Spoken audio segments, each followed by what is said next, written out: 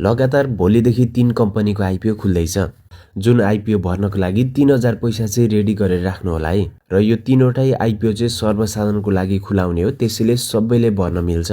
So कुन कम्पनीको IPO रहेको छ त र कति किता खुलाउँदैछ र कति गतेदेखि खुलाउँदैछ त त्यसको बारेमा तपाईहरुलाई यो भिडियोमा डिटेल्समा जानकारी दिनेछु। ओके, आइपिओ खुलाउने पहिलो कम्पनी रहेको छ सूर्यकुण्ड हाइड्रो इलेक्ट्रिक लिमिटेड। यस कम्पनीले सर्वसाधारणको लागि 5,72,431 किता सेयर खुलाउँदैछ र प्रति किताको मूल्य 100 रुपैयाँको दरले खुलाउनेछ र इस्यु म्यानेजरको रूपमा कुमारी क्यापिटललाई राखिएको छ भने सेक्टर भनेको हाइड्रो पावरमा पर्छ र यो आइपिओ चाहिँ माघको 18 गतेदेखि 21 गतेसम्मको लागि खुला हुँदैछ।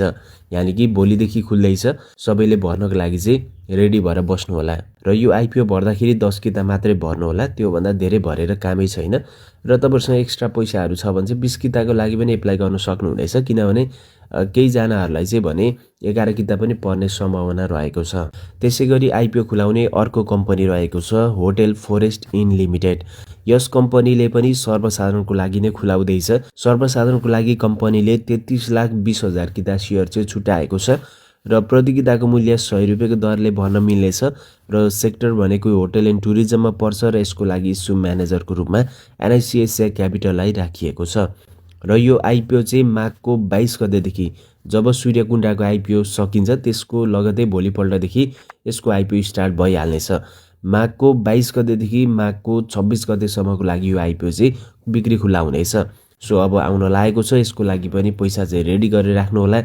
एउटै 1000 रुपैयाँले नै भर्छु भनेर तपाईले पाउनु हुँदैन, किनभने एउटाको पैसा फिर्ता नआइकन नै अर्को आइपिओ खुल्नु स्टार्ट भइहाल्नेछ।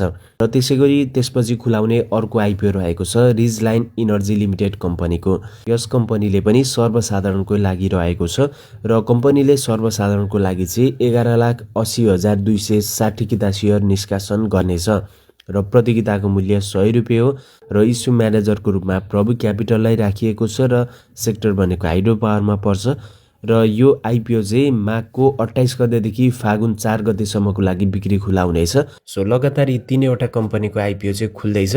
सो यो तीनवटा आइपिओ भर्नको लागि 3000 पैसा रेडी गरेर राख्नु होला र यसपछि अरु पनि थुप्रै सर्वसाधारणको लागि आइपिओहरु खुला हुने क्रम जारी नै छ। सबैको अपडेटहरु म तपाईहरुको लागि दिँदै जानेछु।